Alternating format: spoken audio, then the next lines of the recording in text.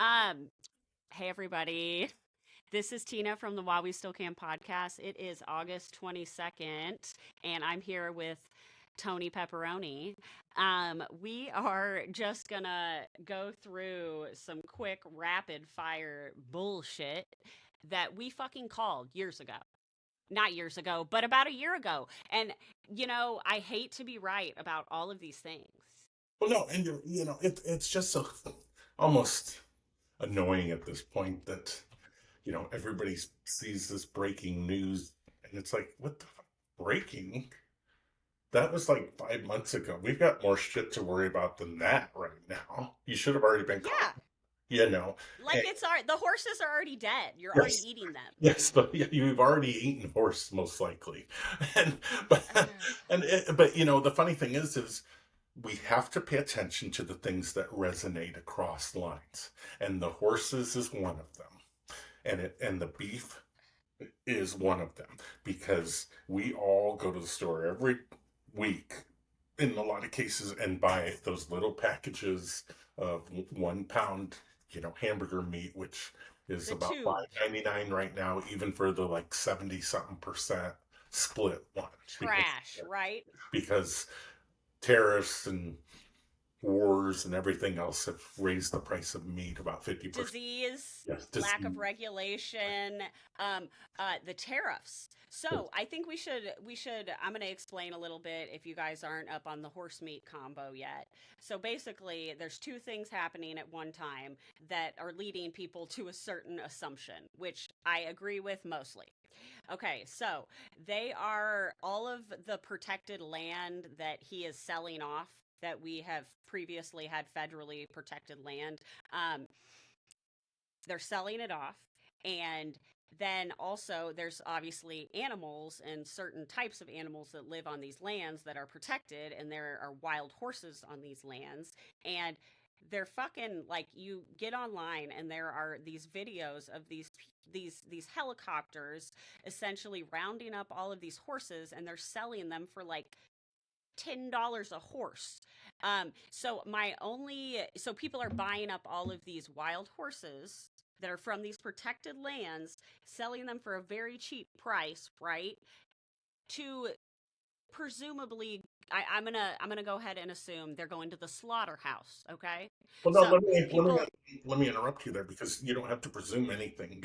I've read articles where they're being sent overseas to slaughterhouses. Okay, so these people, these entities, are buying these large groups of animals at a very, $10 per head, 15, 25, whatever it is, dollar per head price.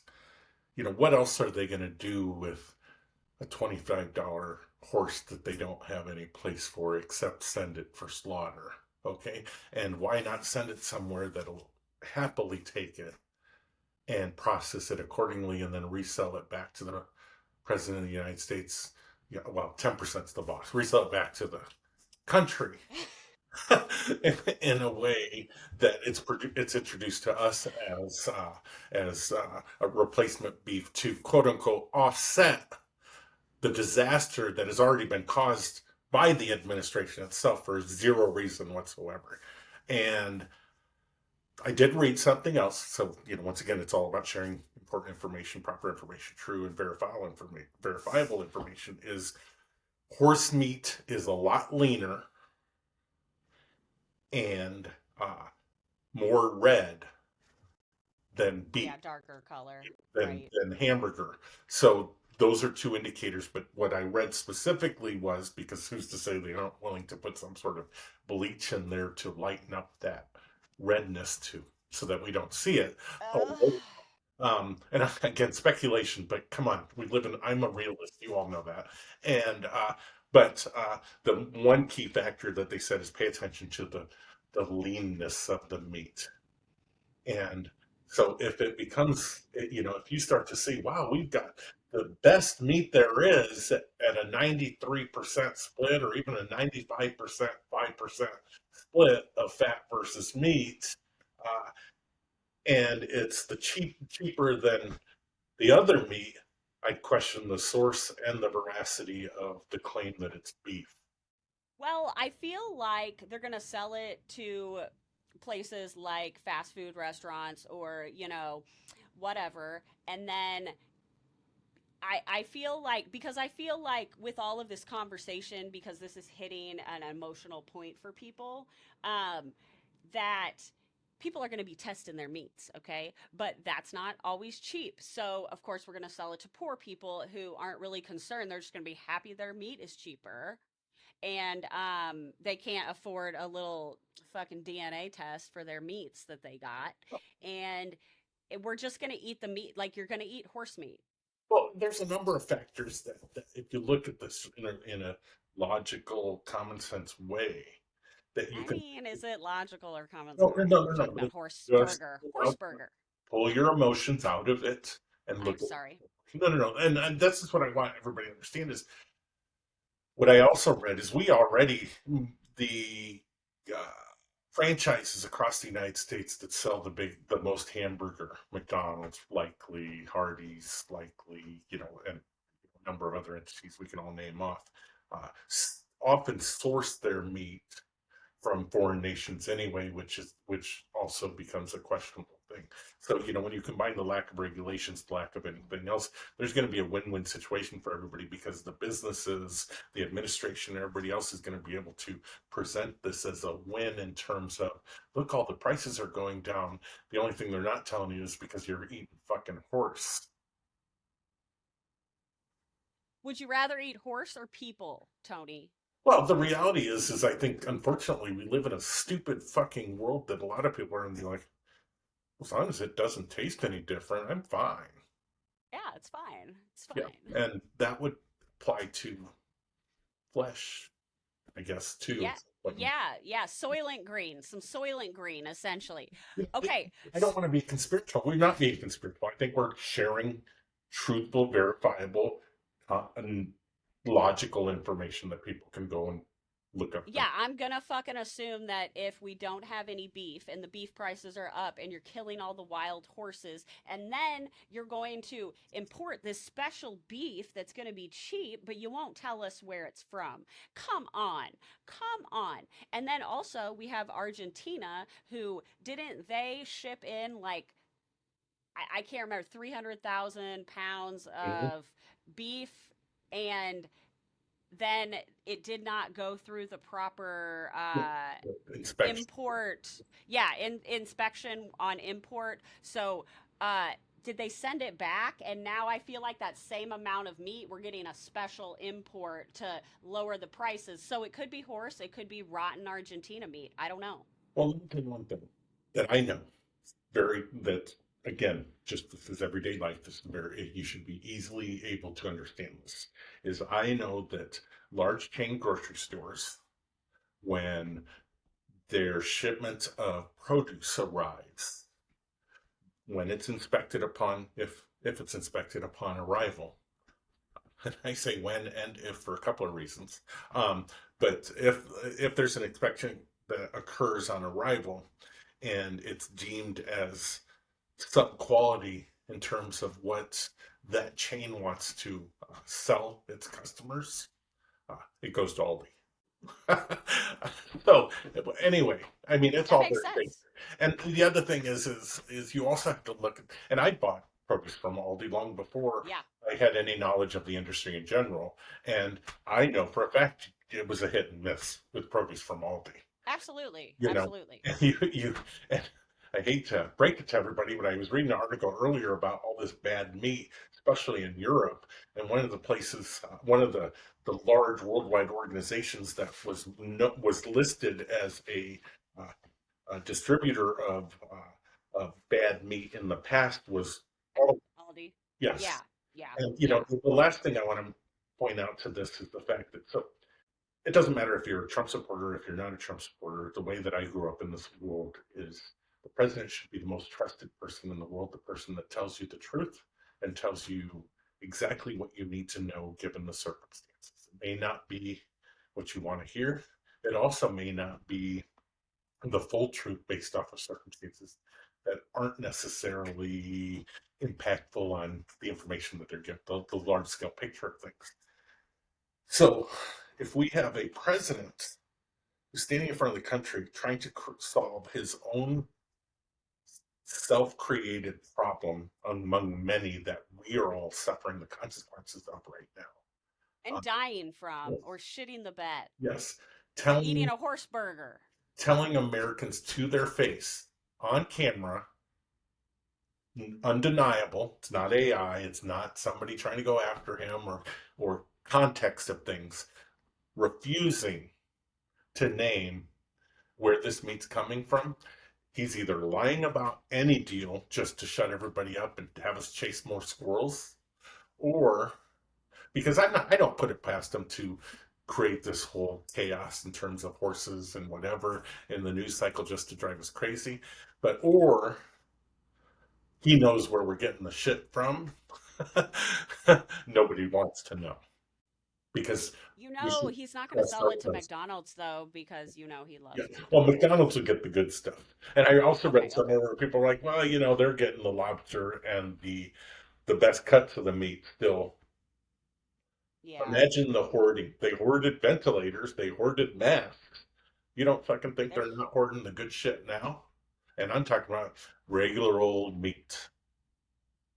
Well, I'll tell you, I just got a quarter of a cow. I think that is everybody best bet. If you Mhm. have the option, find a local farmer that can you can buy a quarter, a half, and then they'll charge you per pound, and they send it to the slaughter with no horses, and then they you tell them how you want it cut, and then if you have a freezer, get a beer freezer, like, stock it up, because I'm not into riding my food. I posted about this. You're absolutely right. I posted about this, and you and I talked about it. I talked to my sister about it earlier because she has actually done it in the past. Because it's not only economical. You get the best meat, the freshest meat. You get local meat, and you're helping the local economy in doing so, regardless of their politics. Because living a normal life is not politics, and stop fucking acting like it is. So I asked her today. I texted her and I said, "Hey, what would it take to buy, a half cow?" Because I was like, if it's her family and us, maybe we can split it in half. And I also Googled it, and I posted on my X feed, and I think I posted it elsewhere, specifically what it told me in the state of Illinois to do. Find local resources, look online, make sure that oftentimes you're going to have to give a deposit. You're going to also then want to tell them exactly what cuts you want, the thickness of steaks. Yep. Imagine being able to Hmm. do that. That's luxury to me. So, It's awesome. it is. And what meats you want specifically, and how big your roasts are, everything. And then basically you're paying per pound for the meat, but you're also paying, for what it takes for what you're asking for, the work involved, the processing. Yeah, you get a butcher processing fee. But ultimately, I mean, it's a win-win for every single person involved in it, and you don't have to worry about whether or not. Now, we may still have to worry about screw worms and anything else that regulations have been lifted on in the United States that may affect our own beef that's sitting on farms. But I will tell you, it is much less likely that any of that is happening uh, to my local farmers because they're not corporate farmers. And my grandparents were farmers in Iowa, let me tell you. Okay, they had cows, they were primarily cow farmers. My grandma used to tell me about having to milk the cows before she went to school in the morning. and and trust trust your neighbors, trust your locals. And this is how we can win all of this, is go back to community and find ways to make it work, but be prepared. You can't buy a fucking half a cow if you got a small freezer. Well, Okay. and also you can't go to the store and be like, "Oh, I want that cow butchered." So it is a plan ahead, and also money is fucking tight right now. So Mhm. if you can find a family Mhm. to split it with, but it's a great investment, and then every time you go to the store, you're not buying meat. And so, I mean, it's still fucking expensive, but it's not near as bad if you're not buying meat. I'm sorry, and I'm a optimist. I wear my heart on my sleeve, whatever you want to call it. But I would love to be able to talk to every single one of my neighbors, and maybe if there's three, four, five of them that say, "Hey, let's make this work, let's make this happen, and let's pool our resources," and we do it once a month, once every couple of months, when whatever it is that's needed, and there's a system in place. And not only are you creating an efficient system to fill your household needs by sourcing everything directly, you're also influencing your local economy. Okay. And I'll tell you, in my specific area, just this week, uh, Tyson closed a plant overnight, a meat cutting They plant. closed one in Missouri too, Mhm. South Missouri. Yep. There was like 1,800 workers Yeah, for us that it was were 2,500, which equaled $116 million in income in our local market that disappeared overnight because they are restructuring and rebranding. Well, all of this is happening at the same time that we're killing horses, and Trump is trying to tell us he's going to get beef from an unknown source. So come on, I mean, I don't have to speculate anymore that you can understand what you see happening.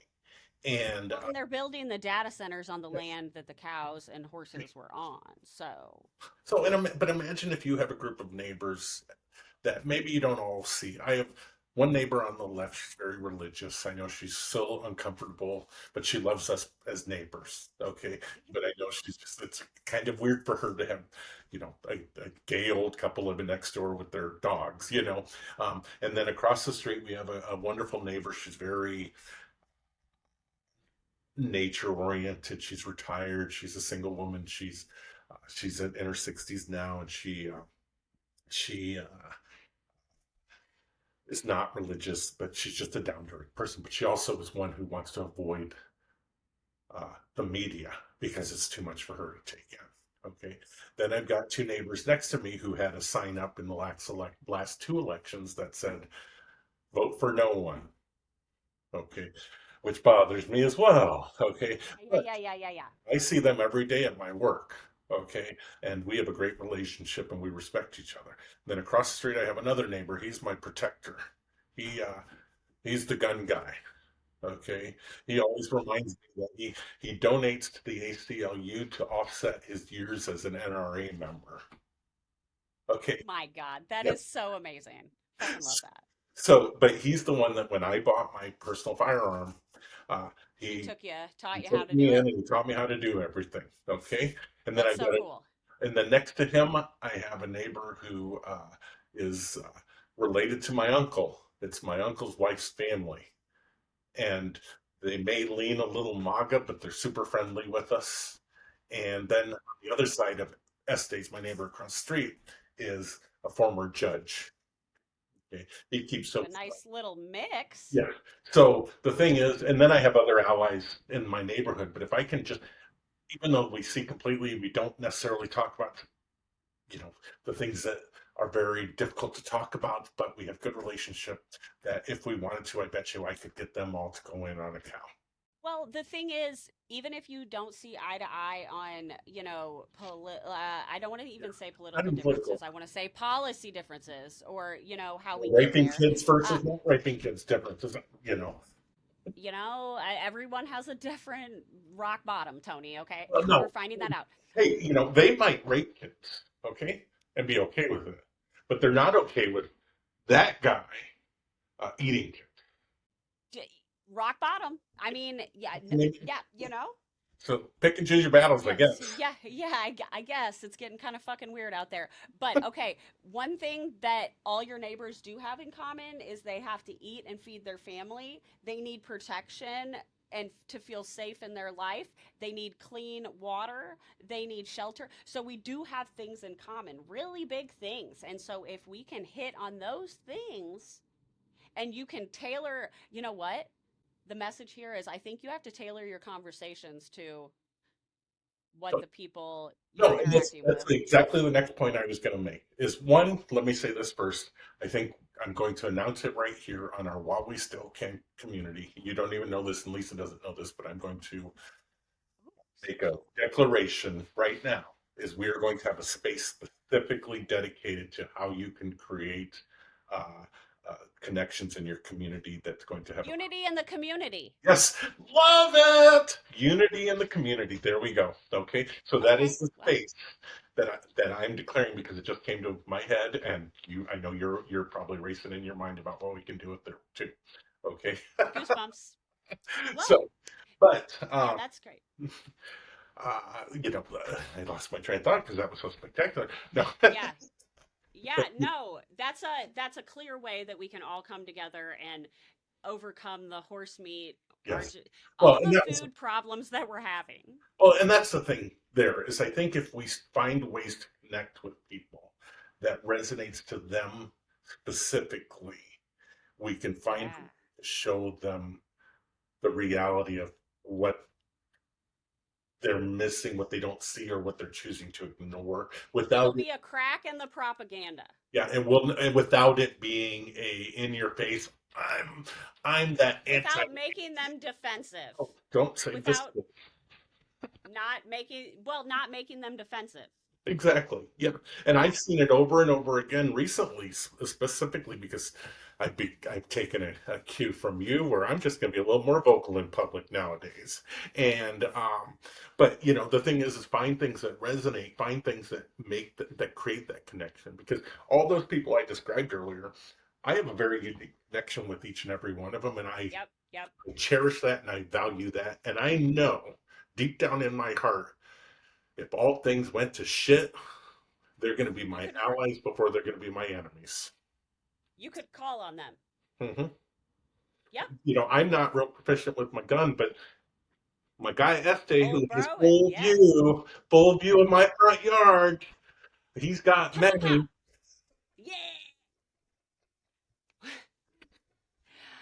Well, that's actually super heartwarming. I'm excited to develop that. If Let's anybody stop in with the that. chat, yeah, if anybody in the chat, like, or, in the comments want to come in, I'm going to link again the Circle app link. I've been doing that on every episode that we've talked about the community on.